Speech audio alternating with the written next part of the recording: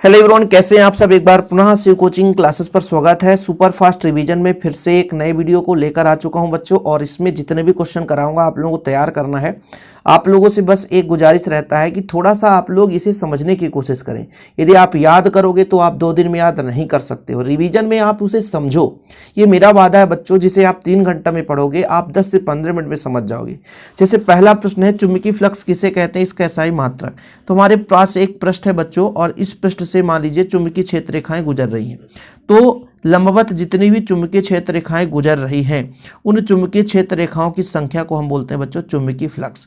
ऐसे ही आप लोग विद्युत फ्लक्स पढ़े थे, विद्युत फ्लक्स का रिवीजन हो जाएगा।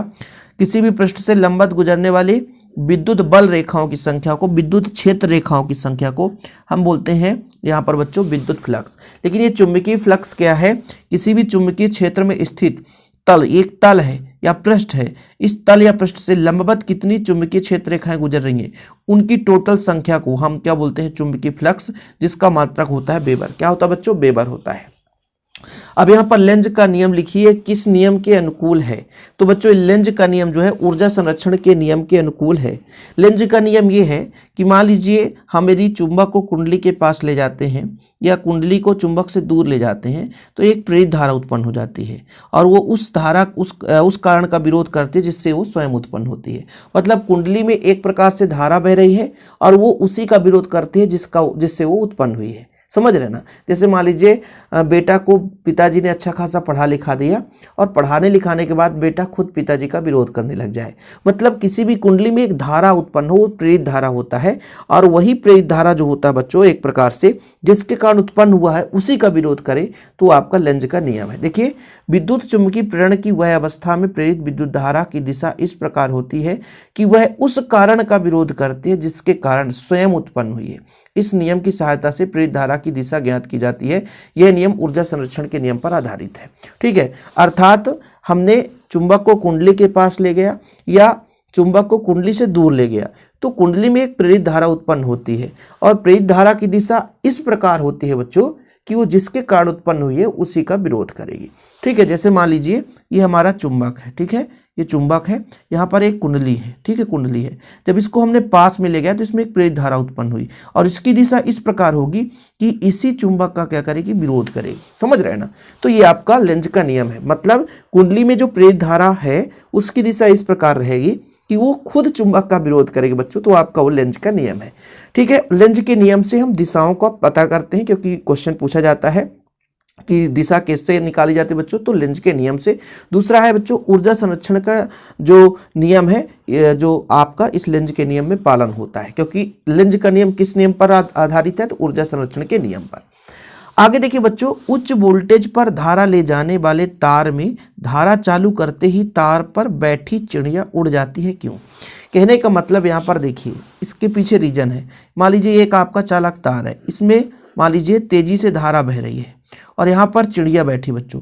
जैसे इसमें धारा बहेगा तो चिड़िया का पंख फैल जाएगा। इसके पीछे रीजन है कि यहाँ से चुंबकीय क्षेत्र रेखाएं निकलेगी, चुंबकीय फ्लक्स के कारण ये इसका जो है पूरा पंख फैल जाता है। ठीक है, धारा चालू करते ही चिड़िया पर प्रेरित धारा बहने लगती है। उसके दोनों पंख विपरीत धाराओं के कारण परस्पर प्रतिकर्षित होकर के फैल जाते हैं, अतः चिड़िया विद्युत धारा चालू करते ही उड़ जाती है। मतलब तुरंत। सही है कि नहीं। देखो जरा, धारा चालू जैसे ही करते हैं तो कहीं ना कहीं देखो भाई चुंबकीय फ्लक्स होता है। चुंबकीय फ्लक्स मतलब चुंबकीय क्षेत्र रेखा है, जिस कारण एक प्रेरित धारा उत्पन्न होगी। मैंने कहा ना कि जैसे इसमें धारा बहाया हमने तो चुंबकीय क्षेत्र रेखाएं निकली, और इसी से प्रेरण की क्रिया के फलस्वरूप इस चिड़िया पर एक प्रेरित धारा उत्पन्न हो गई। भाई चिड़िया, जैसे हमारे ऊपर भी धारा बहता है, कोई भी जीव जंतु है, सब पे धारा बहने की शक्ति होती है, तो चिड़िया पर एक प्रेरित धारा बहने लग जाती है, जिससे दोनों पंख विपरीत धाराओं के कारण परस्पर प्रतिकर्षित हो जाते हैं। प्रतिकर्षित होंगे तो इस प्रकार से होंगे, मतलब ऐसे, तो फैलेगी जैसे, और जैसे ही फैलते हैं बच्चों तो उड़ चलते हैं। ठीक है, ये कारण है। अगला प्रश्न है जो कि आप लोग इसे पहले भी पढ़ चुके हैं कि विस्फोटक पदार्थ ले जाने वाले ट्रक से एक जंजीर बंधी रहती है जो कि जमीन को छूती रहती है। इसके पीछे रीजन क्या है। देखो भाई, इसके पीछे का रीजन ये है बच्चों कि मान लीजिए हमारा एक ट्रक है, मैं सिर्फ सिंपल तरीके से समझा रहा हूँ। ये हमारा ट्रक है, ठीक है, पहिया लगा हुआ है, ये आगे की ओर जा रहा है बच्चों।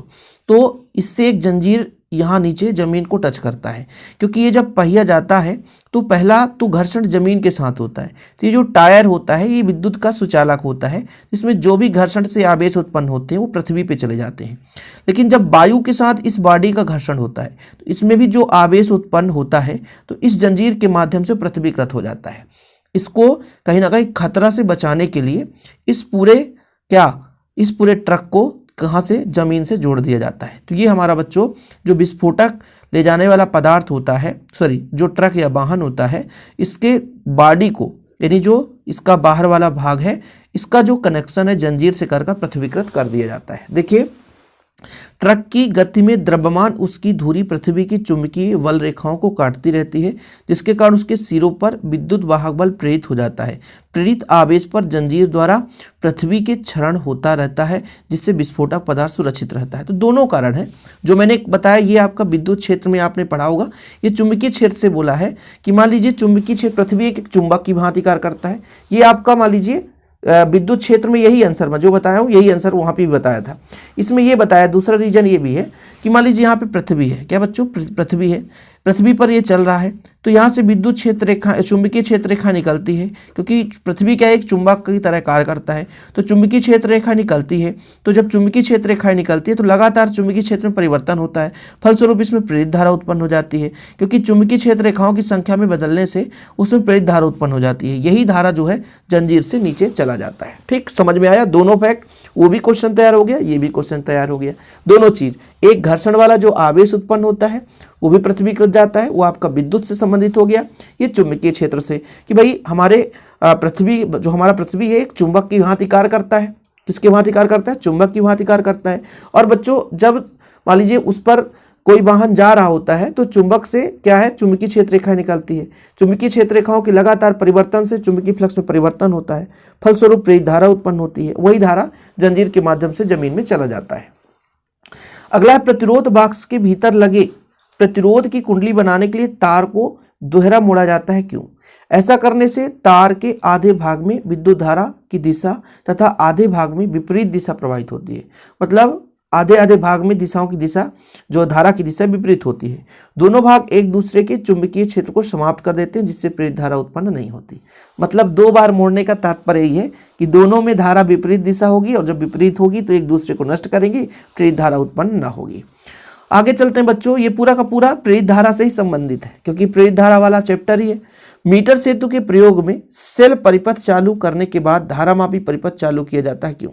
ये क्वेश्चन उतना महत्वपूर्ण है। जो महत्वपूर्ण नहीं है बोर्ड एग्जाम के लिए उसे मैं नहीं कहूंगा कि आप लोग पढ़ो। ठीक है, देखो बच्चों ये क्वेश्चन देखिए, विद्युत परिपथ बंद करते समय स्विच में विद्युत चिंगारी क्यों दिखाई पड़ती है? आप लोगों ने अभी पढ़ा है कि चुंबकीय अचानक किसी धारा में परिवर्तन होगा तो चुंबकीय फ्लक्स शीघ्रता से और तीव्रता से परिवर्तित होता है।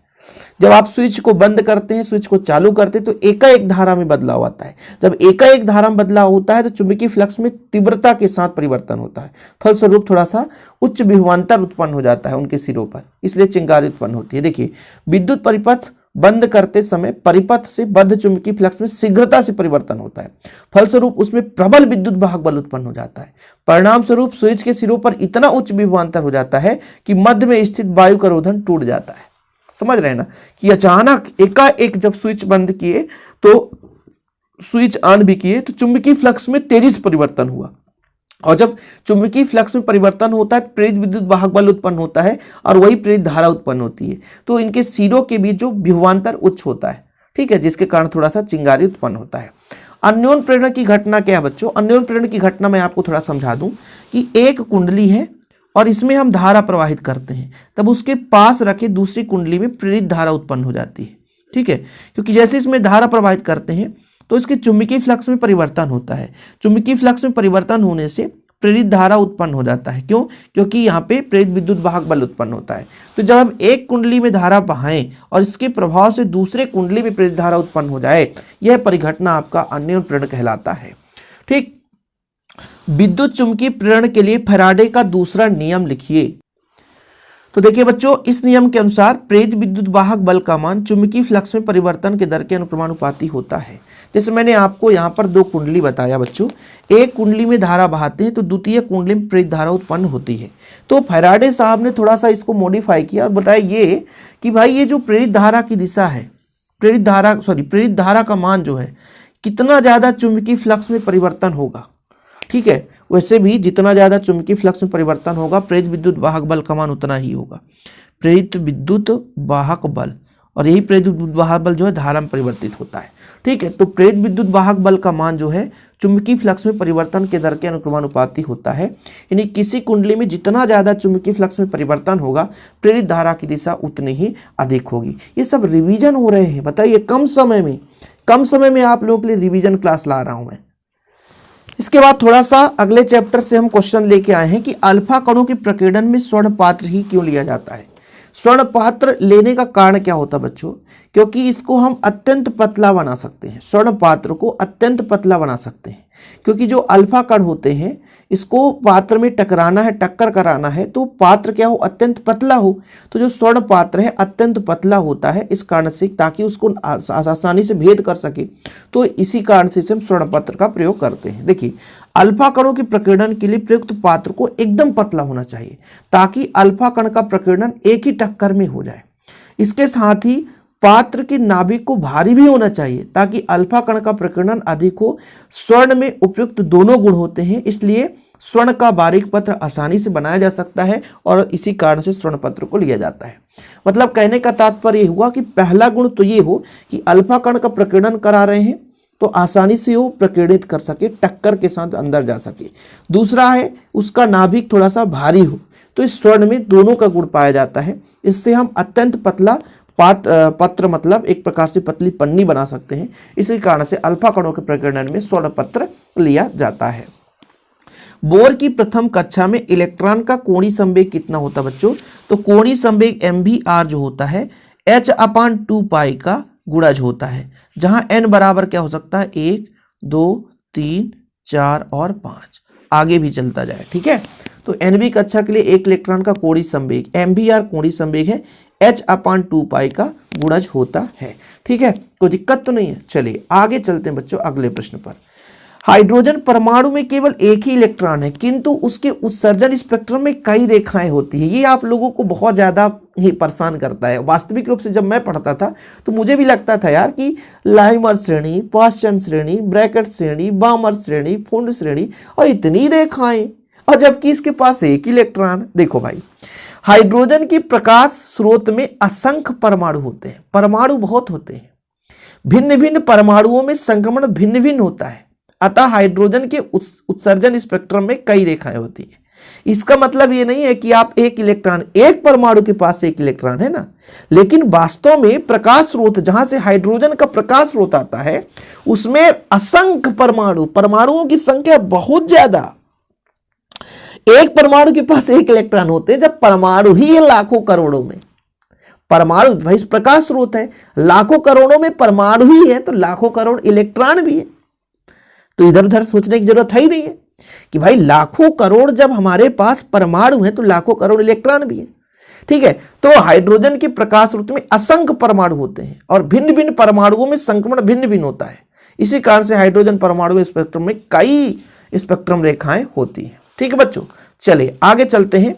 संक्रमण का क्या अर्थ है, इसमें कितना समय लगता है, बताइए। संक्रमण का क्या अर्थ है, इसमें कितना समय लगता है। देखिए संक्रमण का मतलब ये होता है परमाणु का एक ऊर्जा अवस्था से दूसरे ऊर्जा अवस्था में जाना। संक्रमण का तात्पर्य है परमाणु का एक ऊर्जा अवस्था से दूसरे ऊर्जा अवस्था में जाना ही संक्रमण कहलाता है। इसमें 10⁻⁸ सेकंड का समय लगता है। कितना लगता है बच्चों, 10⁻⁸ सेकंड का समय लगता है। अब देखिए अगला प्रश्न है, यदि परमाणु में इलेक्ट्रॉन स्थिर हो तो क्या होगा। परमाणु में, चूंकि अभी आपको पता है कि परमाणु में जो इलेक्ट्रॉन होते हैं वो नाभिक के चारों ओर वृत्ताकार पथ पर चक्कर लगाते हैं, स्थिर नहीं है, गति करते ही रहते हैं। लेकिन यहां पर बोला यदि परमाणु में इलेक्ट्रॉन स्थिर हो जाए तो क्या होगा। देखिए किसी कक्षा में इलेक्ट्रॉन का वृत्तीय मार्ग में चक्कर लगाना उसको अभिकेंद्री बल कारण संभव होता है, मतलब अंदर अभिकेंद्री बल लग रहा होता है, जो नाभिक और धनावेश के इलेक्ट्रॉनों के बीच लगने वाला स्थिर विद्युत आकर्षण बल को संतुलित करता है। जब इलेक्ट्रॉन स्थिर हो जाएगा तब अभिकेंद्री बल के अभाव से इलेक्ट्रॉन स्थिर विद्युत आकर्षण बल के कारण नाभिक में गिर जाएगा। समझ रहे हैं कहने का मतलब?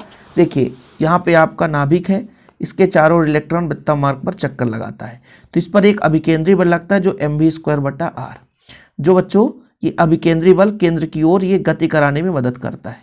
ठीक है, ये जो बल होता है ये कूलाम आकर्षण से मिलता है, मतलब इन दोनों के बीच जो बल कूलाम आकर्षण लगता है। ठीक है, कूलाम बल आप सबको पता होगा। लेकिन जब ये वृत्तीय मार्ग पर गति करना बंद कर देगा तो ये बल समाप्त हो जाएगा, और यहाँ पर प्रोटॉन है प्लस ये इलेक्ट्रॉन है, ये नाभिक में जाकर गिर जाएगा, तो इस परमाणु का अस्तित्व समाप्त हो जाएगा। समझ में आया कि भाई यदि इलेक्ट्रॉन स्थिर हो जाए, क्योंकि इलेक्ट्रॉन जब वृत्तीय मार्ग पर चक्कर लगाता है तो उस पर एक अभिकेंद्री बल लगता है, ये जो अभिकेंद्री बल है इसे कूलाम आकर्षण बल संतुलित करता है। ठीक है, यदि ये गति करना बंद कर दे तो इस पर अभिकेंद्री बल समाप्त हो जाएगा। जब अभिकेंद्री बल समाप्त हो जाएगा तो कूलाम आकर्षण बल के कारण इलेक्ट्रॉन क्या हो जाएगा? नाभिक पे गिर जाएगा, है ना। ठीक, ये चीज है। अगला है बोर की कक्षा को स्थायी कक्षा क्यों कहते हैं? देखिए कोई भी, जैसे मान लीजिए आप पृथ्वी ही सूर्य के चारों चक्कर लगाता है तो इनकी कक्षा स्थायी है, क्योंकि ये अन्य ग्रह के मतलब कक्षा पे नहीं जाते हैं। तो ऐसे ही चक्कर में ऐसे कक्ष में चक्कर काटते हुए इलेक्ट्रॉन ना तो ऊर्जा उत्सर्जित करते हैं ना ही अवशोषित करते हैं, अतः कक्षों को स्थायी कक्ष कहते हैं। मतलब जिस कक्षा में इलेक्ट्रॉन चारों ओर वृत्ताकार गति कर रहा है, तो जब वो स्वतः, अब बाहर से एनर्जी दोगे तो बात अलग है, तो जब वो ना इलेक्ट्रॉन उत्सर्जित करे और ना ही ना तो ऊर्जा उत्सर्जित करे ना तो ऊर्जा ग्रहण करे, तो इस स्थिति में वो आपका स्थायी कक्षा कहलाता है। ठीक है, चलिए उम्मीद करता हूं कि आज के इतने सारे प्रश्न 15 मिनट में आप 15 क्वेश्चन तो तैयार ही कर लिए। आप लोगों के लिए निरंतर मेहनत कर रहा हूं, बस आप लोगों का प्यार और सपोर्ट बना होना चाहिए। बच्चों आप लोगों का रिस्पांस अच्छा नहीं रहता तो मेहनत करने में भी मन नहीं लगता, लेकिन आप लोगों का जब अच्छा प्यार भरा कमेंट, प्यार भरा रिस्पॉन्स रहता है तो हमें भी मेहनत करने में थोड़ा सा तसल्ली होती है और मेहनत भी करते हैं। तो प्लीज़ यार वीडियो को शेयर कर दीजिए। ऐसी वीडियो पाने के लिए चैनल को सब्सक्राइब जरूर कर लें, बेल आइकन प्रेस कर लें, टेलीग्राम ज्वाइन कर लें। और आप प्लीज़ आप लोगों का ये जो वीडियो है बच्चों, इसके बाद जब वीडियो आएगा आपके रिस्पांस के ऊपर है। यदि अच्छा रिस्पांस नहीं रहा तो वीडियो बनाने में उतना थोड़ा सा अंदर से नहीं मन पड़ता है, क्योंकि भाई इतना पूरा कंटेंट तैयार करो फिर आपको वीडियोज प्रोवाइड करो बच्चों, लेकिन उसका श्रेय थोड़ा भी दिया आप ना दो तो फिर मज़ा नहीं आता है। ठीक है, चलिए जय हिंद, वंदे मातरम।